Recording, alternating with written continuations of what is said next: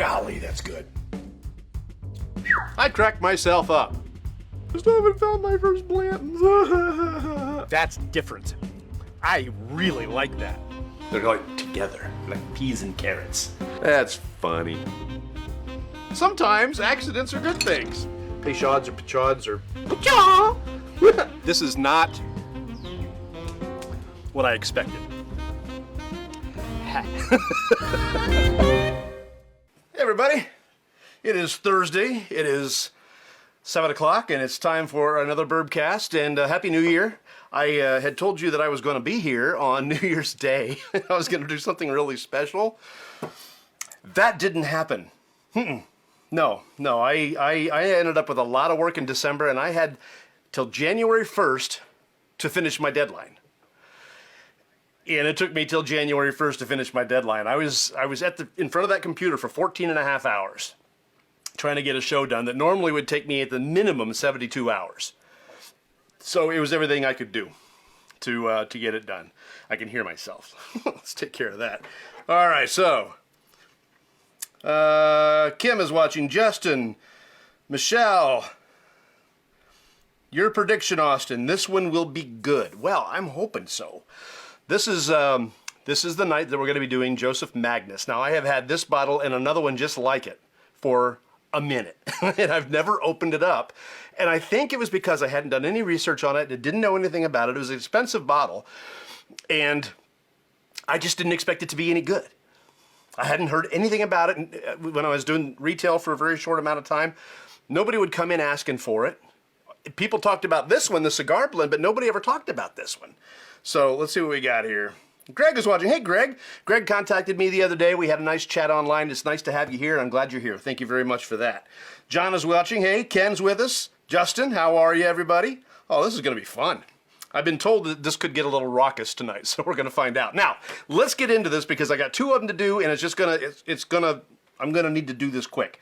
All right, so Joseph Magnus originally opened in Cincinnati, Ohio in 1892.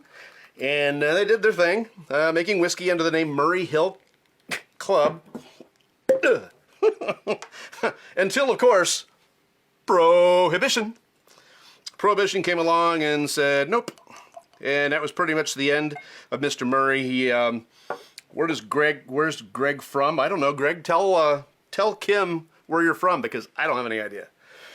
But anyhow, so Prohibition stopped him, and he never got back to it. He kind of just enjoyed his whiskey, but he never got back into distilling and just let it go. Well, fast forward to 2007, and the day that the founder's great-grandson discovered a few of the original, get this, 122-year-old unopened bottles, dated May of 1892.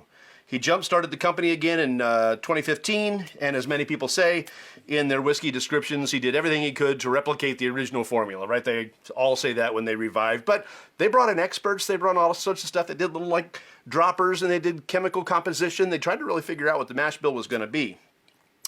Brands included under this label, the Joseph A. Magnus and Company, is the Triple Cask, the Murray Hill Club, which marries an 18-year-old and an 11-year-old bourbon with a 9-year-old light whiskey, that's corn whiskey.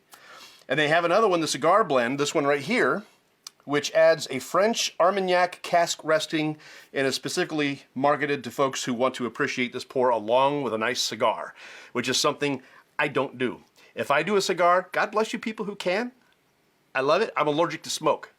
So if I do a cigar, I won't taste anything for a couple of weeks. Just the way it works. It's like it coats my tongue, and that's that. They also make a couple of gins that they call Vigilant gins. I've never seen those on shelves, but my world is small, so I don't know. Let's get into this a little bit. This one is the way I'm going to do this is going to probably surprise you a little bit, but it's going to make sense. This one is a 12-year-old bourbon, 100 proof. The mash bill, 70% corn, 20% rye, 10% malted barley. So that's kind of a high rye at 20%. That's a little on the high side. This goes for $89.99 in the state of Ohio, which is probably why it's not super popular. It's not a tater bottle. But this is one that Fred Minnick evidently has tried and said was fantastic. So let's tell you what else is in. So the triple cask here is called A Marriage of Straight Bourbon Whiskey aged in white oak barrels and finished in Oloroso Cherry, Pedro Jimenez Sherry, and Cognac casks. Celebrity reviewer Fred Minnick loves it. So there we have it. Okay.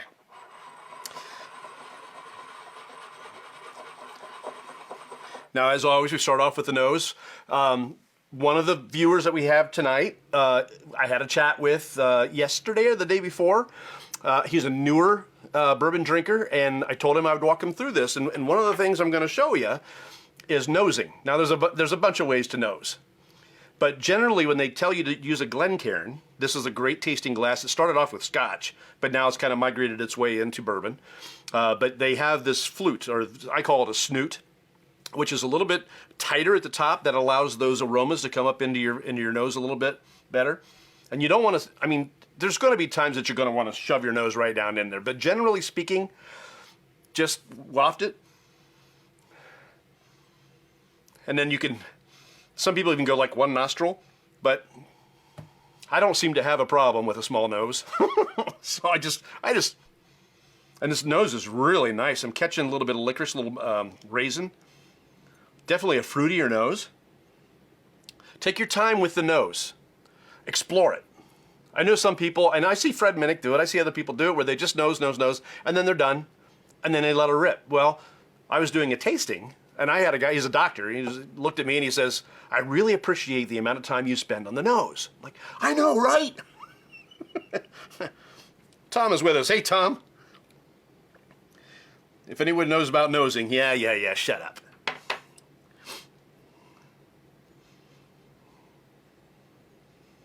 Okay, so there is a little bit of an ethanol overtone to this, which I would expect at 100 proof, but and it's not like acidic or anything like that. It's astringent or anything like that. It's actually pretty nice. I'm getting a little honey. Definitely getting a raisin note on there. Maybe some black cherry. It is a fruitier, it's a triple cask. And cognac is wine, and sherry is wine, and port is wine. It's not in port, but those are French wine barrels that these rest in for a little while. So it's going to have that fruity overtone. Now, I didn't get an age of how long they were in the barrels, how long they were in the wine barrels, but it doesn't have to be long. Some of these things are only aged in there like 6 weeks. Others are in there 3 months or 6 months. There's been some that have been even longer yet. There was one of the Bardstown that was in there a really long time, and I didn't care for that one. All right. Ryan is watching. How are you, sir? Glad to have you with us. All right. Okay, now, if you feel like you've gotten everything out of it that you can get, you've gotten your notes, you've been able to pick some things out. And again, the notes on the nose and the notes on the palate, they aren't really there. It's more like, this is what it reminds me of. So there's not black cherry in this, right? They don't add those flavorings to this. It's just what that scent reminds you of, what conjures up in your mind, right? When I say honey, there's not honey in this. But the flavors from those barrels may impart things that remind you of honey, remind you of black cherry, remind you of raisins or licorice. Sometimes I get milk chocolate. There's been times I've gotten mint right in the center. It's really cool. All right. All right, Austin. Hey, Joanna's watching. Trent's watching. Hey, everybody. Getting past the alcohol smell is my problem. Then you're holding it too close to your nose. Pull it out away. Waft. Don't shove your nose down in it. Especially some of those that are a little more astringent. Get it out away and make it so you enjoy it. If you don't enjoy it, then you got to do it differently. Now, there's just some people who aren't going to dig it. But most of the time, if you just bring it out a little bit, some people, they had their olfactories are a little bit stronger than others. When I was younger, I used to be able to smell rain like 2 days away. It's crazy. I can't do it so much anymore. Maybe a little bit sometimes, but... All right. Greg Baird, try the C-stem method too. All right, you might have to look that one up. I don't even think I know what that is. Trent, you just uncovered a weakness of mine. Thank you very much. All right. So now, once you've gotten through the nose and you've gotten those notes out and you think that you've picked out a little bit more, by the way, I got a little vanilla just then. That was actually kind of nice. It's a little sweeter side. Now let's find out why Fred Minnick likes it so much. We're going to start off neat, 100 proof. It should have a little bit of a bite to it.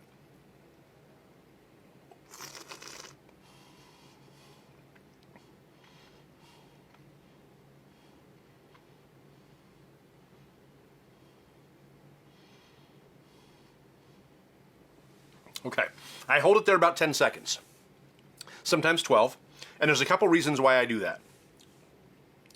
I want to see how it's going to react to my palate. It's called the bloom. Now, you can call it a burn, but I call it a bloom because that's a coffee term. You have ground coffee and you pour water on it, and it plumps when you cook it, right? That's called a bloom in coffee. This kind of has a similar characteristic in that it blooms across the tongue. It can go forward, it can go backward, it can go side to side. This one didn't have a very large bloom. It kind of just sat there a little bit. But it did a nice job of coating my entire palate, which was quite nice. It's not overproofed. At 100 proof, I'd say that it's actually quite smooth, quite mild for 100 proof, and that could be because of the different casks that it had access to. Still 100 proof.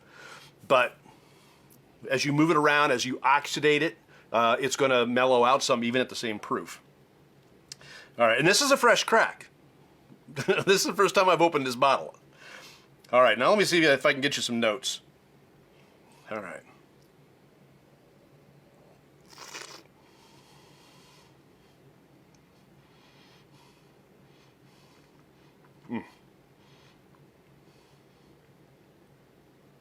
The mouthfeel on that's just silky. That's really nice. If I didn't know better, I'd say that was unfiltered. But even if it is filtered, it's got to be the result of being in all those different casks with those sugars that are in the wood, things like that. Oh my gosh, that's smooth. That's tasty. Why haven't I opened it before now? Bill's watching. Hey, Bill. I'm glad you're here. Yeah, this is so this is the Joseph Magnus Triple Cask.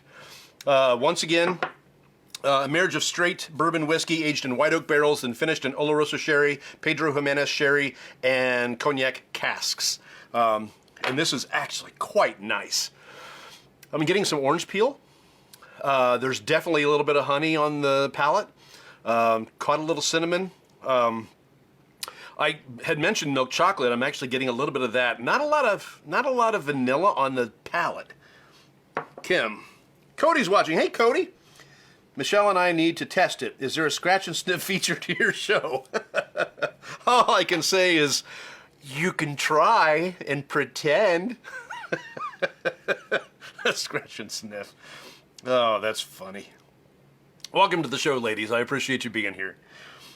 All right. So as I was saying, there's a little bit of milk chocolate right on the center. Again, not a lot of vanilla there, but the cinnamons are present. A little orange peel, a little honey.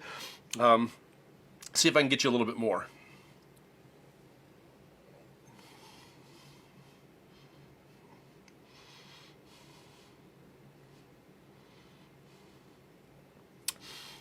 Slight. I had to look for it. It's barely even there, but a little tiny hint of black cherry on it. There's no raisins, there's no licorice, there's no nothing like this on the palate. It's actually quite good. Last week, we talked a little bit about the sweetness on bourbons. How there are some that have kind of a musty flavor, maybe because of the varietal of the rye they use or something like that, or the barrels that they use for that matter. And I said that I like, again, they don't add sweetness to it. They don't add sugars to it. It comes out of the wood, and it comes out of the water they use sometimes too. But this is actually, it's got a little sweet side to it. And it's what I would consider one of the bourbons, the profiles that I would normally go to. I like it. Now, what we're going to do, is it like KBBA? I love that stuff. I don't know what KBBA is. I don't know what that is. All right, so let's do the water. Got to do the water. This cork is tight. Sounds like a song. This cork is tight, cork is tight. I'm going to have to get that open again in just a minute. Kentucky Bourbon Barrel Ale. Oh, thank you, Austin. I was telling somebody a little while ago, I don't do much beer anymore. Ales, I was completely lost doing retail of craft beers. People would call and, do you have this stuff? I said, I don't have any idea. Because I didn't start on that side of the store. I had no idea what the heck it was. And I've never had a craft beer in my life. I've had microbrews, like in microbreweries, but I haven't had what you would consider a craft beer in the cans or bottles. I've never had that. Now, would I take one from somebody that wants to offer one? Yeah. But they've got all these different flavors. And I'm glad. I mean, Ernest Brew Works is a huge distributor in the state of Ohio, and they're from Ohio. And I see them everywhere. They're everywhere. They're everywhere. They're everywhere. So I'm glad. I'm glad they're everywhere. Did I add water to this yet? I feel like I did. I don't know if I did or not. You know what? We're just gonna. Instead, a little more. It's fine. It's fine. It's fine. It's fine. All right. So for the newer people, what the water will do is dilute it just a little bit, and the term that we use is open it up. So if you're trying a neat whiskey and you're not getting much out of it, sometimes if you let it sit, put the cork back on, cap back on, let it sit for 3 weeks or a month or longer, it will have opened up because you opened it and poured one out of it. Now, if you want to rush that a little bit to see what it might taste like in a month, then you add a little water to it, and it tends to bring out flavors. Sometimes I'll add water to it, and the proof actually seems to go up. It gets hotter. Now, I'm adding water, so the proof is actually going down, but there are times that it seems hotter, which is just crazy to me when that happens. This is 100 proof. Let's see what happens to this one. Your first sip must have hit you hard. You don't know me very well, Kim.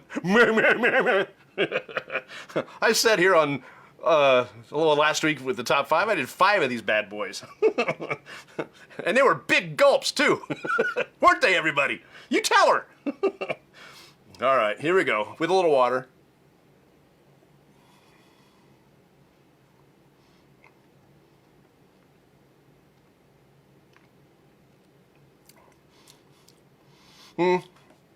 This is not one that got better on water. I wouldn't say it changed a whole lot, and I may not have really added much water to it, but one thing I noticed is the viscosity got a little lower. That silky mouthfeel that I was enjoying when it was neat isn't there right now. This isn't doing anything for me. It didn't open it up. It didn't add any proof points to it. It didn't have any burn or anything like that, so I'm not going to tell you that it's really something that I would recommend doing. I'd leave the Magnus neat, but since these are expensive bottles, and we'll get into the cigar blend here in just a minute, since these are expensive bottles, I'm going to use a really nice glass. So we'll just do that. Just warming up, right, Justin? Exactly, not even. All right. Okay, so just add a little bit more. And my spoons are upstairs, so if Paul's watching, you're going to see the finger method here in a minute.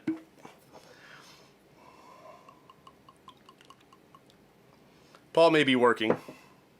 James is watching. Hey, James. Glad you're with us. Joseph Magnus. This is the triple cask. We're going to do the cigar cask next. I shouldn't be using this finger. I cut it when I was making dinner tonight. I got a Band-Aid on, but I don't want to soak my Band-Aid in booze.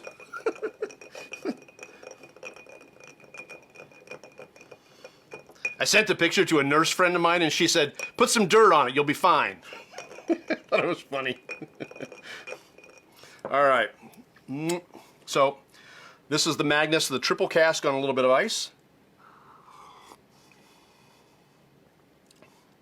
That killed it. There's still some flavor. You could use it in a cocktail, but it killed it. Okay. I'll try to be more fair. It didn't do it any favors. The flavor's still nice. It just took a lot of that character out of it. Like that. So. All right, so here's what we're going to do. Finger method. You like that, Kim? I could have expected you to comment on that. All right, so the cigar blend. Let's get into this one. Now, the reason I'm going to use the same glass and the same ice is because essentially this is a twin brother to this. Here's how it works. This is 100 proof. This is 124 proof. They take the original Magnus, they mix it with an 18-year-old bourbon, and then they finish it in the Armagnac casks, which is a French oak, a French wine, Armagnac. And I'm going to get into that a little bit because I don't want to confuse anybody. Sherry, cognac, Armagnac, what are they? Well, sherry is a fortified white wine made from white grapes that are grown near the city of Jerez de Frontera in Andalusia, Spain. I could do it. Fortified means grape spirits have been added to the wine to produce a port or a sherry. There are different types of sherry, and Oloroso is a darker and richer sherry due to the extended aging. It has the highest alcohol by volume of all sherries. The Oloroso casks do. All right. Cognac is the type of brandy. Brandy is distilled wine of fermented fruit juice, and cognac is distilled twice in pot stills, aged for 2 years in Limousin oak casks, and is specifically produced in Cognac, France. If you're looking at the different types of cognac, Versus is the youngest. It's aged 2 years. VSOP is 4 years. Napoleon is 6 years. The XO is 10 years. The XXO is 14 years. And beyond age, or our Dodge, I knew I'd mess that up, or Dodge, is similar but a little bit higher in the aging. So brandy blended with wine, it's kind of like distilled wine. They take the wine, they distill it, and they add another distilled spirit, is how that works. What batch is your cigar blend? I don't know. It's a good question. It is batch 210. 210. Armagnac is another type of brandy produced in France in an area called Armagnac, distilled once in not pot stills but column stills. The VS is a blend aged for at least a year in oak barrels. VSOP is 4 years. XO is a 10-year age. Armagnac is the oldest brandy and liquor recorded to be still distilled in the world. So, I've never had Armagnac itself. I do like brandy. Brandy's blended with wine. Let me go through that again, because brandy is distilled from wine of fermented fruit juice. So brandy might not even be aged very long. That's the thing about brandy. You can get all sorts of brandy, and it's cheap. I mean, that Paramount Blackberry brandy sells like hotcakes. Well, and it's not very expensive, and it's high enough proof that people get a good buzz on. I'm amazed at how much of that sold. We sold as much blackberry wine or brandy, I think, as we sold anything else in the store. I've never even had it before, but it flies off the shelf, especially that cheap stuff from Paramount. But that's your brandy, and it's maybe aged. Some of it's not long at all. As it gets into it, it's aged a year. It's fermented fruit juice, basically, and they distill that, and then they combine the fruit juice and the distillate. And that's how you get, if I understand it right, that's how you get brandy. Cognac is distilled twice, and there's more to it. So that's how we go down the list. Drinking JMCB with you now. Mine's batch 169. Joseph Magnus cigar batch. Or cigar blend, pardon me. All right, let's get into that. All right, so Cigar Cask takes the other one up. Like I said, it ramps it up. It's 124 proof. It's got a little bit of this in it, mixed with an 18-year-old bourbon. This is $199.99. And I don't know this one. And I got a little bit of a sticker shock when I bought it, because the sticker on the shelf said $100, like $94. And I even texted a friend and said, hey, they got it here for $100. And he said, buy it. So I bought him one, and I bought me one. They're $200 a piece. And I didn't realize it till it was after already purchased. And I'm like, jaw. But you don't see this very often. People are looking for this all the time. They're talking about it online all the time, so there's got to be a reason. Let's find out what it is. This is also a fresh crack on this one, batch 211. And I said mine was 210, 210. So I got 2 of these and I got 2 of these. These I've had for a while. I don't even know why I bought 2. Maybe I thought it was this and didn't know. I don't know. It's been a while. I don't know, man. Oh, Kim's still here. We're drinking with you too. Do you offer Uber services? Just walk inside. I could make a mint if there was an Uber in this town. There's no Uber here. I don't think. All right, so this is a cigar. See if there's anything else to throw out about it. Not a whole lot, really. It's just this with a little bit of extra zing to it. And again, I don't smoke cigars. Not sorry.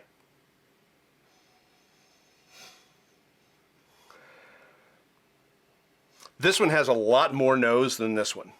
The cigar, you really got to dig your nose down into it. It's got more of a brown sugar note. I'm not saying it's sweeter. It's just that's what I caught. And sometimes you can stick your nose down in it and it's going to change every time you do it. It'll just be a little bit different. This time, and again, it's back to back too. If I were doing this on its own and there wasn't like another pour, I might get completely different notes out of it. But comparatively, this one's got a little bit of a brown sugar on the nose. And Justin, tell me what you think of your nose. Are you getting any brown sugar on it, or is your glass already empty? Because I kind of sit with it, you know. Okay, now I'm getting some fruit notes out of it. Get your filthy paw off that bottle.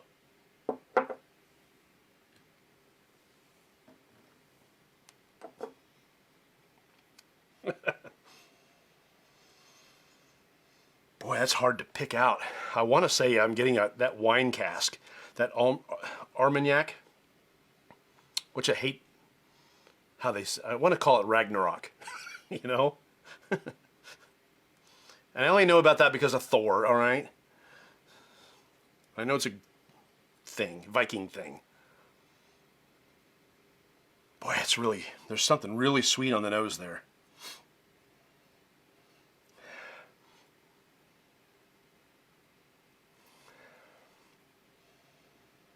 It's definitely it's not black cherry. I want to call it like a raspberry. I think this is going to be delicious. It smells fantastic, even though the nose is a lot more sedate compared to that one. All right.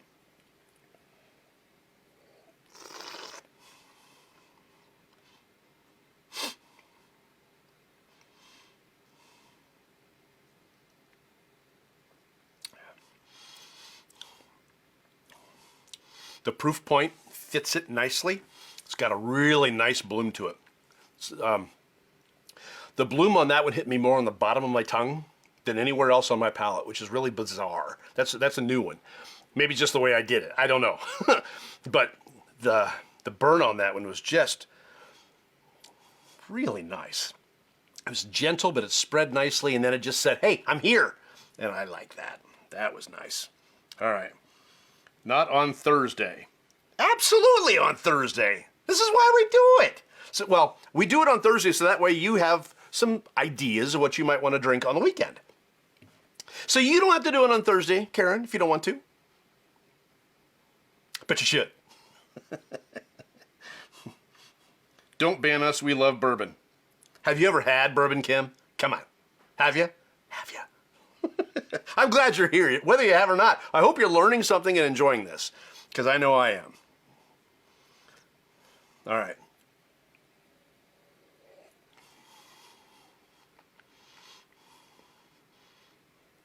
Basically, what I would tell you is that what I got on the nose here is replicated on the palate. So where this is more of a bourbon-esque type of flavor, this definitely imparts more of those cognac, brandy type notes to it. It's a little sweeter, a little more fruity.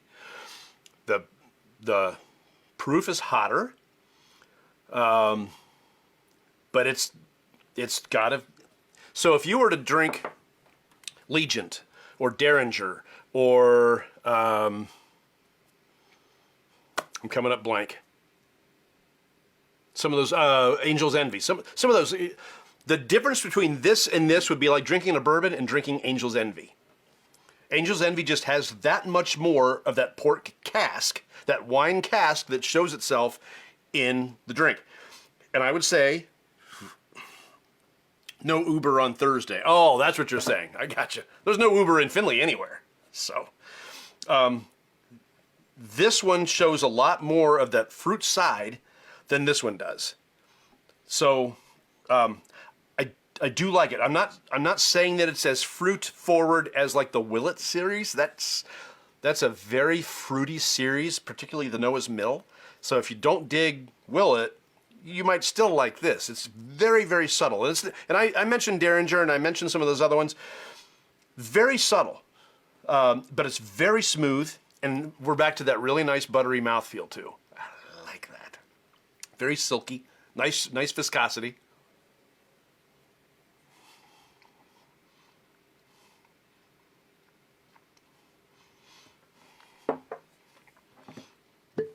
Let's put it on some water. There's a little bit on the finish, a little bit of tobacco. Now, when I say tobacco, for those of you that are new to this, paw off the bottle. For those of you that are new to this, when I say tobacco, I'm not saying like pipe tobacco or cigarette tobacco or whatever. Tobacco as a leaf, as a product in the field, has a specific flavor before they add all this stuff to it, just in the field. And it's got a slight tobacco note on the back end of this. For those of you who drink bourbon regularly, you know what I mean by a leather note. It could be different types of leather, Corinthian leather or belt leather. I mean, there's different types, right? So when I say tobacco, you know that it's a good note. It's not a bad note. It's just a little bit of a different type of finish on it. And that's what I'm getting off of this, is just a slightly different finish, and I really rather like it. All right, so let's go with here. What does a buttery, silky mouth feel like? I was told to buckle up.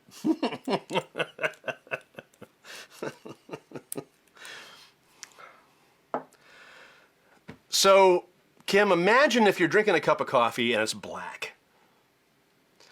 And let's say it's not a very good cup of coffee and it's kind of thin and you're not going to feel like there's any kind of silkiness to the way that it feels. Now, let's say you have a really good coffee, and if you're one of those people that like adding stuff to your coffee, little cream, little Kahlua, whatever it might be, it's going to add to the viscosity, to that silkiness, that butteriness, of what you're feeling on your palate. Excuse me. That's what I mean by that. So the difference, I mean, there's some whiskeys that are going to be, and we've got a series coming up it's going to be fun. But some whiskeys are going to be very thin and they're not going to have a lot of viscosity to it. The ones that are unfiltered have a lot of viscosity. These also have a fair amount of viscosity. They're very silky, very nice, very smooth. They're not harsh at all. More so the scent and essence of leather. Yeah. Yes, Kim, I'm burping. But you have to ask me because I'm a gentleman and you didn't hear me do it. See? Now I know that you and your friend are probably sitting there just roarf. They're drinking Mick Ultra tonight. But they're joining along and they're drinking along, and that's all I ask. And if you're learning something and having fun, that's a bonus. All right, so this is with a little water on it. I think I did it.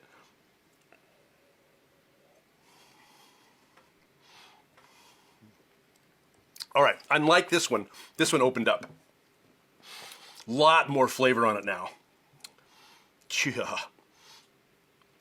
That's quite nice, actually. I'm getting some of the notes from this one, actually. I'm getting some of the orange peel. Did I pour that one by accident? Oh, we heard you. I'm sure you did. You're going to hear me in a minute. I didn't pour that one by accident, did I? I better make sure.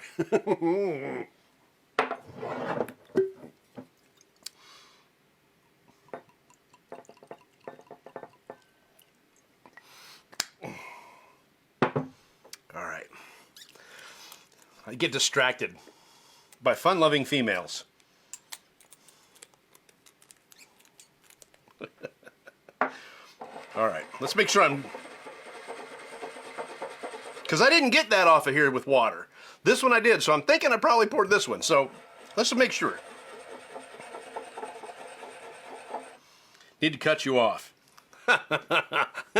That's a pot calling the kettle black. All right.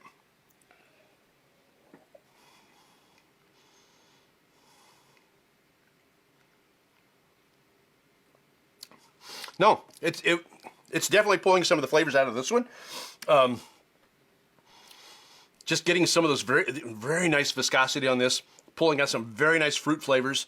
A little bit, we're back to that. There's like no caramel on this, by the way, or caramel if you're from college and have a degree. For those of you that don't know, that is a tenet in our drinking game. So if you hear me talk about caramel, if you have a degree, that's, you drink. So drink, all of you. Have a sip. And when you hear me refer to this as a gorgeous ice sphere, you drink. And there's other ones too. One guy said that every time I touch my glasses, you drink. So I'm just telling you, if you want to turn this into a drinking game, you can. If KC slurs, you drink. Okay? Okay. All right, we're getting a little bit long on this. So let's finish this up. I've got to put this on ice yet.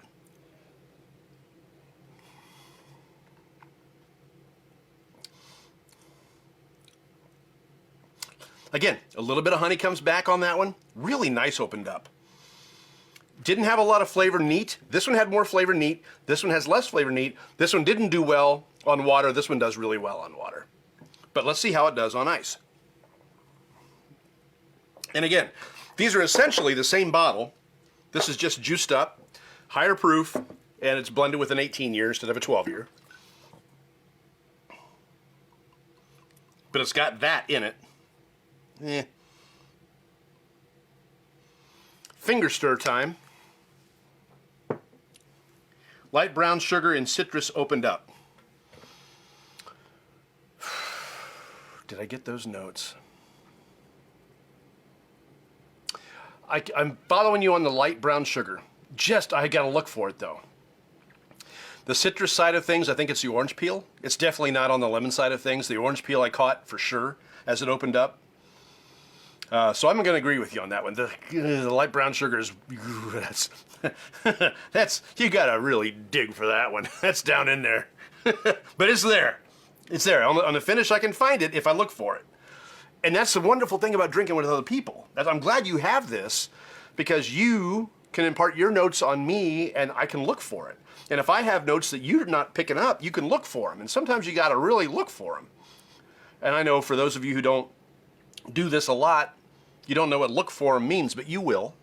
As your palate matures and you start to be able to pick out different flavors and again, they're not really there. It's what it reminds you of and are you finding it? That's a big part of the process, and that's what makes it really, really fun. I've told you the story before, and I'll tell you again really, really briefly. There was a winery, we used to do winery videos, and there was one that we went to, and they had a brand new wine, and they let me taste it, and they had all their stuff written down that it was, and I said, there's something in there that you haven't written down, and they're like, what? And I said, kiwi. And they're like, huh? So they came over and they got the glass, and they took a sip of it. The owner, next thing you know, he's yelling for his wife.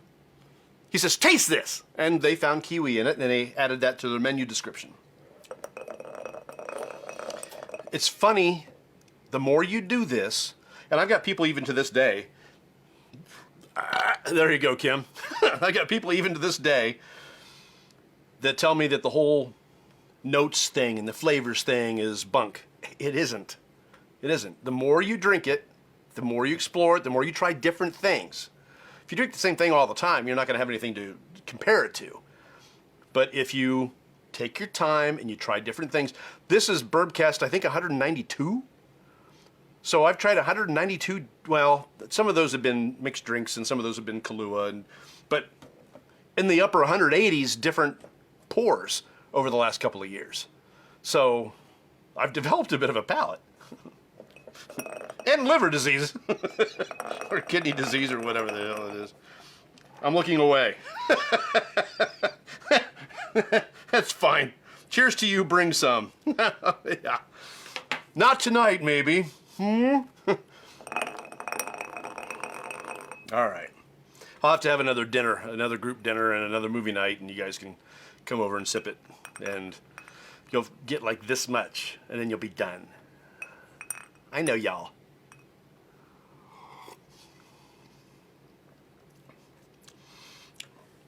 Hey, Anne's with us. Anne is with OHLQ. I'm glad you're here, Anne. We're doing the Joseph Magnus. Definitely different notes. We're almost done, so you might have to go back and Memorex this one.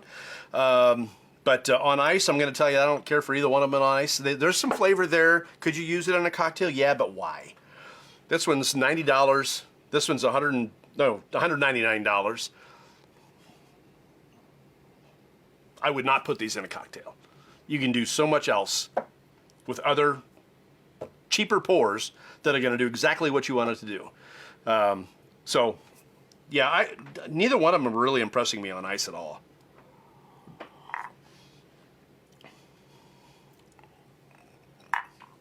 Okay, quick recap and then we're going to go. This one, well, both of them are fantastic neat. This one doesn't do so well on water. This one does a lot better on water. Neither one of them do well on ice. But however, they are quite good. Endemic good evening, my friend. Worth the hunt and the money? Oh, gosh, that's a tough one, dude. Is it worth the money? I'd say if you are a collector and you want those hard-to-find pours and you have the money to spend, then yeah, it's worth the money. This is actually quite good. I enjoyed the different flavors from this to this. I did. But this one is half the price. It's quite good. It has more bourbon notes than this one. This one is just a little bit sweeter, has a little bit of that fruit upside to it. It's very good. And if you like cigars, then yeah, go ahead, spend the $200 on it. But this one is less than that, $89.99. And it's got really, really good flavor to it. Especially neat. If you're a neat drinker, this is one for you. If you're a water drinker or you are an ice drinker, I would tell you, get something else. My palate likes this better neat. There are others that are different, not a lot, not a lot of others, but this one, I like neat. I like them both neat. But either way, these were good purchases. I'm glad I bought them. I'm glad I finally tried them. This one's been in my collection for a while. This one's been in my collection for a couple of weeks because somebody told me they found them. I went out. I got them. I cried when I saw the ticket. Really expensive. But anyhow, now we need to get you on cigars. James, I wish I could. I'll smoke a cigar and I can't take. I brought. Okay, I can't say this legally. I went to Costa Rica 10 years ago, and I brought back some cigars that I had to take the wrapping off of and place Costa Rican wrapping on them, no, Panamanian wrapping on them, because otherwise I wouldn't have been able to bring them back to the U.S. You know what I'm saying? Wink, wink. And I smoked one of them, and as far as cigars go, it's great. But I couldn't taste anything for like 2 weeks. I'm just allergic to smoke. I can't do it. That's why I was never a cigarette smoker and never a pipe smoker. I know that other stuff is legal now. I can't do that either. I'm allergic to it. I wouldn't be able to taste anything for a couple weeks, so I just don't. $300 in Toledo. Nuh-uh. No. I got this for $200 in Toledo. Bulk beverage. Just so you know.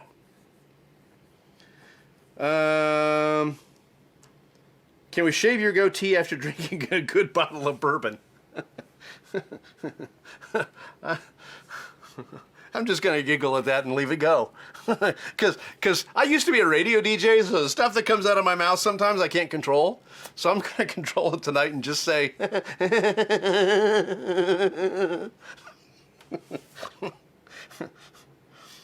You got to find the Murray Hill Club it's in the same family as these. It is.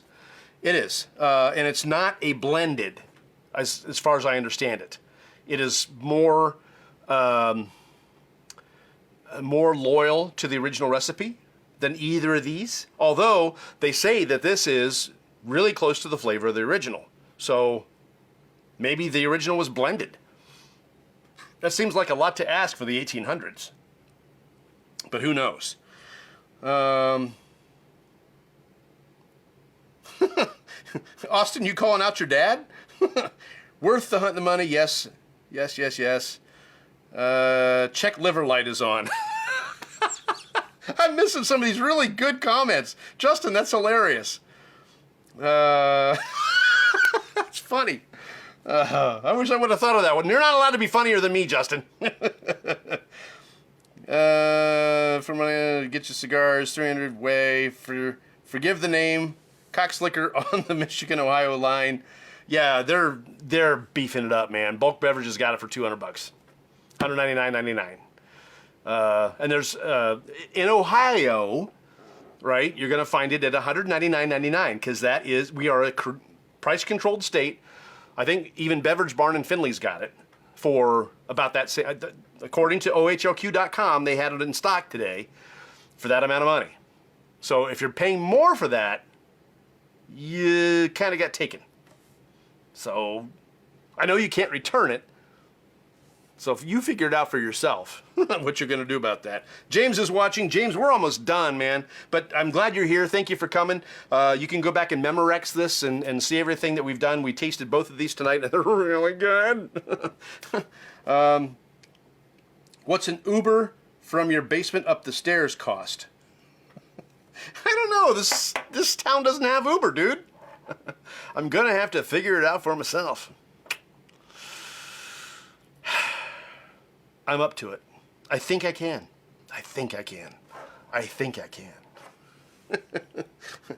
Thanks for the good news for that. Oh, you're welcome, Justin. My pleasure. All right, so we're at the end of this particular Bourbcast. I want to thank everybody for being here. This has been a blast. I love how many people are here. Do me a favor and share this page. If you haven't done it yet, share Beautiful Bourbon with people that you think would dig it. I don't make any money off of this, but it is kind of a gas to see all the names and all the comments and all that, and it just makes it all that much more fun. So the more activity we have week after week just makes it all that much more fun. Now, same thing for YouTube. If you're watching this on YouTube, what do they say? Smash that bell, smash that like button, leave a comment because it helps the algorithms, blah, blah, blah, blah, blah. So do that, because we're on YouTube as well. And next week, and Austin, you're probably going to want to skewer me for this one, and I'm sorry, because I failed you.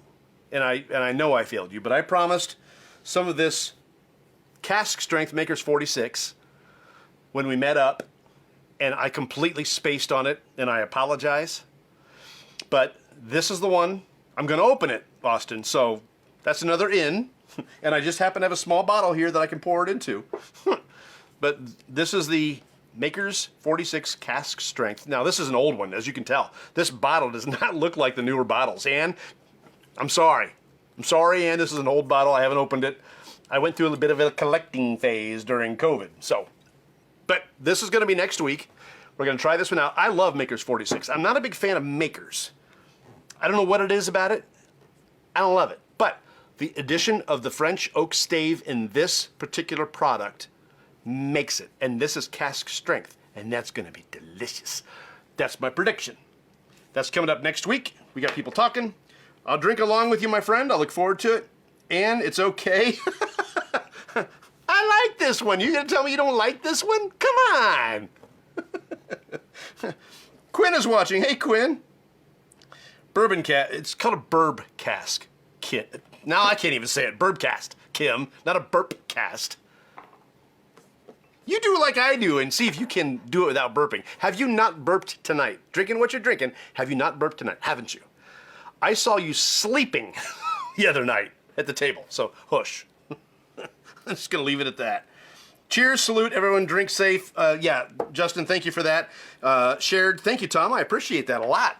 Share this sucker, man. Let people know this is happening because I'm having a blast. This is fun. My mother was sitting here on Christmas. Boy, did she get wasted.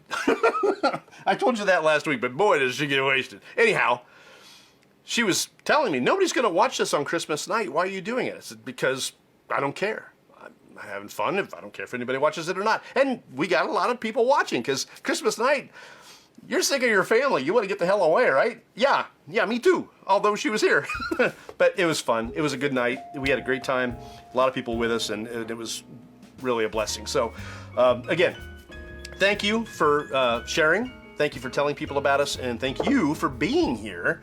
You didn't have to do this on a Thursday night, but you're here, and that means a lot to me, and I appreciate it. So thank you very much. The Cask Strength, Makers 46 next week, and we will see you on the other side. Take care, and see you next week.